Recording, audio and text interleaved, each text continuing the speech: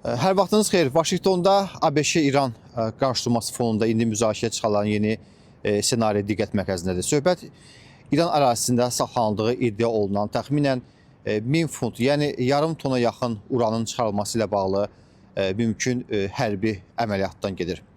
Amerika mediasının yaydığı məlumata görə bu plan reallaşarsa ABŞ qüvvələrinin İran daxilində bir neçə gün, hətta daha uzun müddət fəaliyyət göstərməsi tələb oluna bilər. Bu isə artıq sadəcə taktiki addım deyil, həm hərbi, həm də siyasi baxımdan yüksək riskli senari kimi qiymətləndirilir.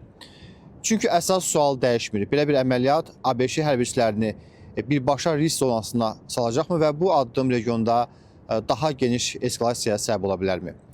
Rəsmi Vaşinqton hələ yekun qərarın verilmədiyini bildirir, amma paralel olaraq açıq mesaj verilir. ABŞ üçün əsas prioritet dəyişməyibdir. İranın nüvə silahı əldə etməsinin qarşısını almaq.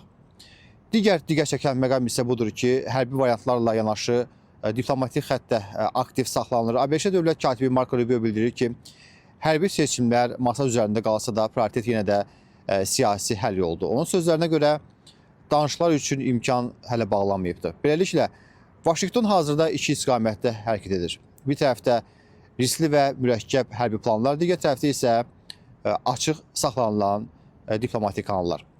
Bu isə onu göstərir ki, qarşıdakı mərhələ yalnız döyüş meydanında deyil, eyni zamanda danışıqlar masasında veriləcək qərarlarla müəyyən olunacaqdır.